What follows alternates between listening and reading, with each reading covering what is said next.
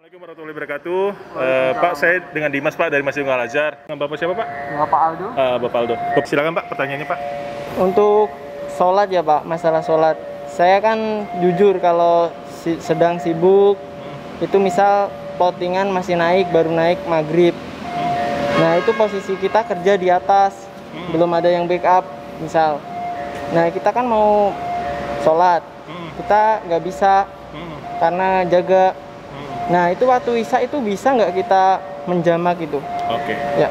Jadi mungkin singkatnya Pak, kita tuh menjamak sholat maghrib ke waktu isya dengan alasan kita sedang tugas ya Pak ya? Assalamualaikum warahmatullahi wabarakatuh. Alhamdulillah. Wassalatu wassalamu ala rasulillah wa ala alihi wa sahbihi wa mawalah, amma ba'du. Alhamdulillah, di pagi hari yang cerah ini kita dikaruniai Allah dengan aneka ragam fasilitas hidup dan kehidupan. Alhamdulillah, hari ini matahari bersinar dengan cerahnya yang berpotensi memberikan kehidupan buat kita. Dan juga alhamdulillah di siang hari ini kita bisa menikmati aneka ragam fasilitas lainnya yang semuanya itu Allah berikan, Allah pinjamkan kepada kita dengan harapan kita dapat mensyukurinya. Selanjutnya menjawab pertanyaan dari Mas Aldo dari petugas security MRT Jakarta. Mas Aldo bertanya tentang menjamak sholat. Karena beliau ini security, itu sering bertemu dengan keadaan-keadaan yang berpotensi mengganggu ataupun menghambat pelaksanaan waktu sholat. Nah, Mas Aldo ini bertanya tentang kesibukannya antara maghrib dengan isya.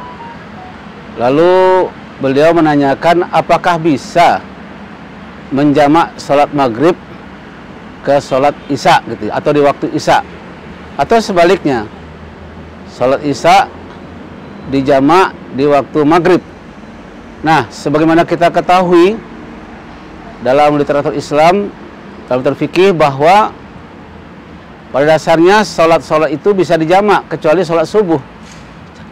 Jadi sholat zuhur, sholat asar itu bisa dijamak, ya, dan dijamak bahkan juga diqashar. Begitu pula dengan sholat maghrib yang 3 rakaat dengan sholat isya yang 4 rakaat. Nah, kalau Mas Aldo ini bertanya menjamak sholat maghrib dengan isya, ya pada dasarnya bisa, ya pada dasarnya boleh menjamak sholat maghrib dengan sholat isya. Kalau waktunya sangat sempit ataupun sangat sedikit, dia bisa melaksanakan dengan cara mengqasharnya. Jadi tidak hanya menjamak, tapi juga bisa mengqashar. Nah, lalu apa syarat-syaratnya? Ya tentu saja sebelum orang sholat ya harus berwudu dulu, bersuci dulu, berwudu sebagaimana lazimnya berwudu. Nah, lakukanlah wudu dengan sebaik-baiknya dan pasanglah niat akan melaksanakan sholat maghrib dengan isya. Nah, apakah waktunya sholat maghrib pelaksanaannya atau di waktu isya? Maka kalau pelaksanaannya jamak itu antara maghrib dengan isya, waktunya waktu maghrib, maka niat dalam hati adalah aku atau saya ingin menjamak sholat maghrib dengan isya. Begitu saja sudah. Lalu dia laksanakan sholat takbir biasa, sholat maghrib 3 rakaat. Nah, sebelum sholat maghrib laksanakan, disarankan dia azan qomat dulu.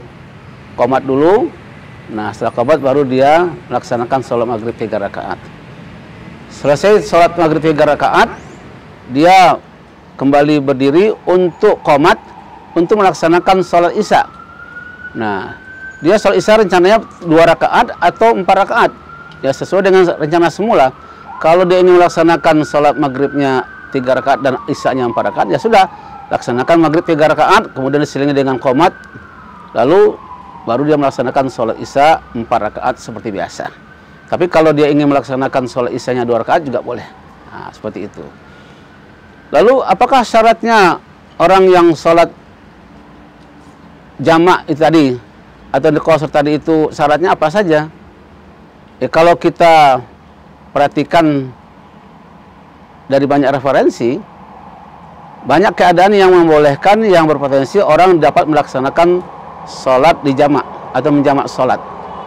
Umpamanya karena bepergian jauh, musafir.